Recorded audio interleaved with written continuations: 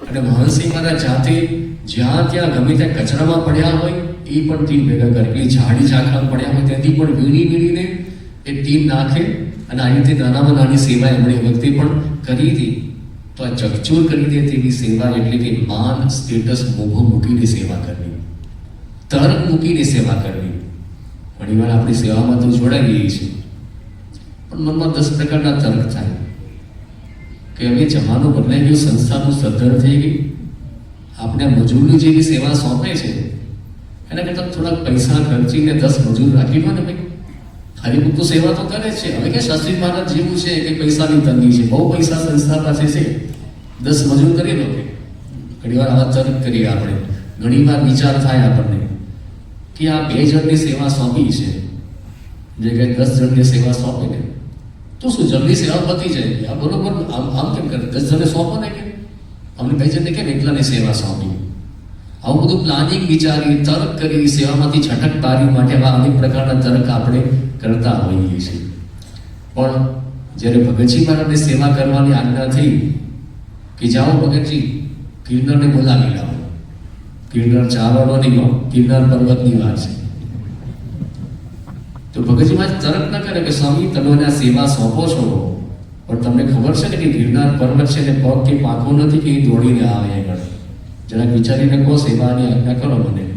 કઈ તર્ક નથી કર્યો, તરત ગયા ગિરનાર પાસે, માથું ઉડાવ્યું, ગિરનાર તને સ્વામી બોલાવે છે. કડીક ઊભા રહ્યા, પ્રાર્થના કરી, પાછા આવી ગયા, પણ સેવા પૂરી કરી છે. ક્યારેક બુદ્ધિ તર્ક આપણા કરતા જે સેવા સોંપે છે ને એ સત્પુરુષ, એમની બુદ્ધિ, આપણને બુદ્ધિ આપનાર પણ એ છે.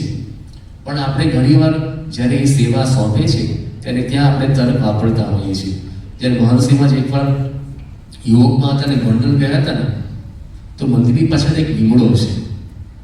યોગીજીમાં જ એકવાર આજ્ઞા કરી કે તમારે ખટકો રાખવાનો, એક પણ પાંદડું નીચે પડેલું હોવું ના જોઈએ આખા દિવસમાં ક્યારેય. એ પવન આવે તો લીમડા પાંદડા પડે કે ના પડે, અને મોટે ભાગે લીમડામાં તો કેવા ઢગલાબંધ પાંદડા પડતા જ હોય છે.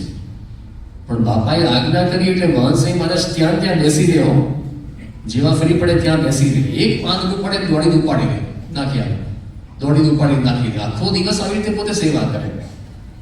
અને આવી તર્ક મૂકીને સેવા કરી. યોગીમાં જે 5 દિવસ વખાણ કરે કે વાહ બહુ સરસ સેવા કરો છો, બહુ સરસ સેવા કરો છો.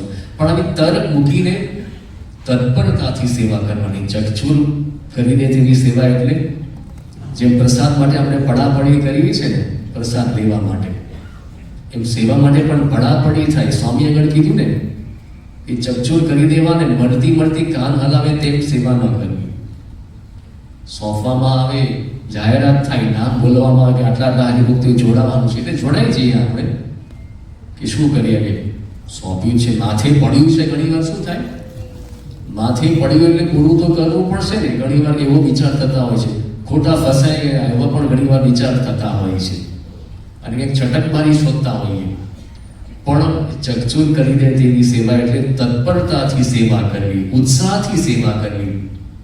જેમ યોગીજી મહારાજે દાજી બાપુ છે ને એટલે ગોંડલમાં વાસણ ઘસવાની સેવા કરતા, બંને ભેગા થઈને. ઢગલાબંધ વાસણો હોય, ઘસનારા 2 જણા હોય તો 2 ભાગ પાડે, આટલા વાસણ તમારા, આટલા વાસણ